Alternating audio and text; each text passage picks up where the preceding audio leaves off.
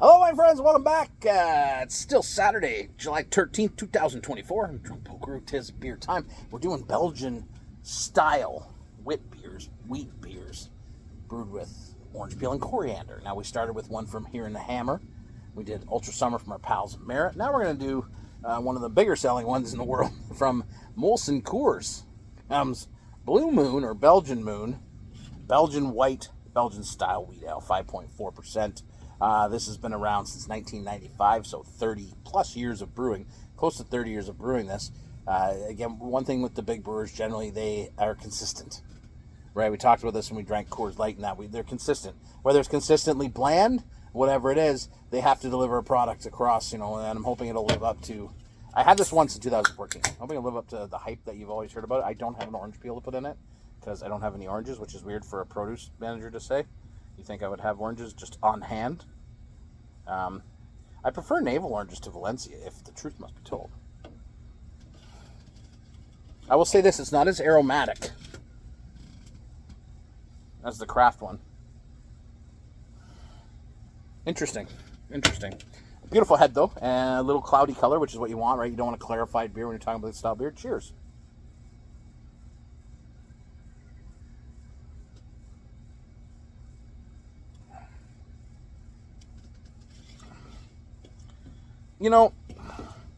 I know they use oats in it to give it a bit of a softer body, which is fine. I don't have an issue with that. It's not bad. It's a little sweeter. It concentrates more on that sweetness of the orange as opposed to letting the coriander kind of shine through.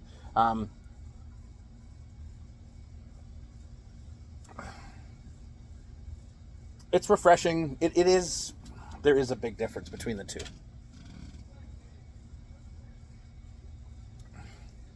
So this body you can feel is a bit fuller because of the oats, which is fine.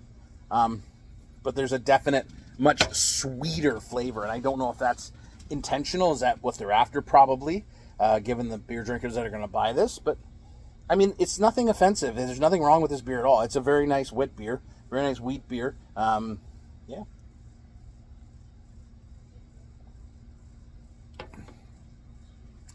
I think if I blind taste tested it, you can feel there's a contextual feeling with this beer that it is big beer, but it's nice. It's nice and refreshing, and I don't know what more you want. Now, again, so many people when I do these beers, they like, don't do that, don't promote them. I'm not. I just want to try it and I share it with you guys.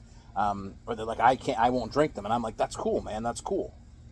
This is definitely somebody's favorite beer, 100%. And if this introduces you to Belgian beers and gets you to try more Belgian styles, I think that's a good thing. And I think that's probably what happened with this beer is a lot of people tried it and they're like, ooh, beer doesn't have to taste like, piss water. Right? It can taste like good. And I'm hoping that's what happened. But I wouldn't buy it again. I'd much rather have Ultra Summer. I think Ultra Summer is more true to the style. But I don't feel like this is such a departure that I'm going to shit on it. It's just a little sweeter. There's a little something to it, too. There's something there that doesn't say, well, it's not, you don't get as much of the coriander punch, right? It's a little bit different, and that's what it's meant to be, and that's fine. There's nothing wrong with that. It's very refreshing. It hits the mark. So there you go. We tried two. It was fun. Hope you guys have fun. I'm going to the pool. I'll see you guys later.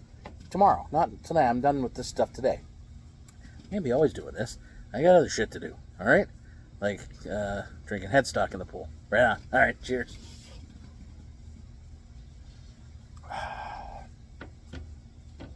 You know what? And if you went into a bar and they had this, and that was like, say, everything else was like, Coors Light or Canadian or whatever.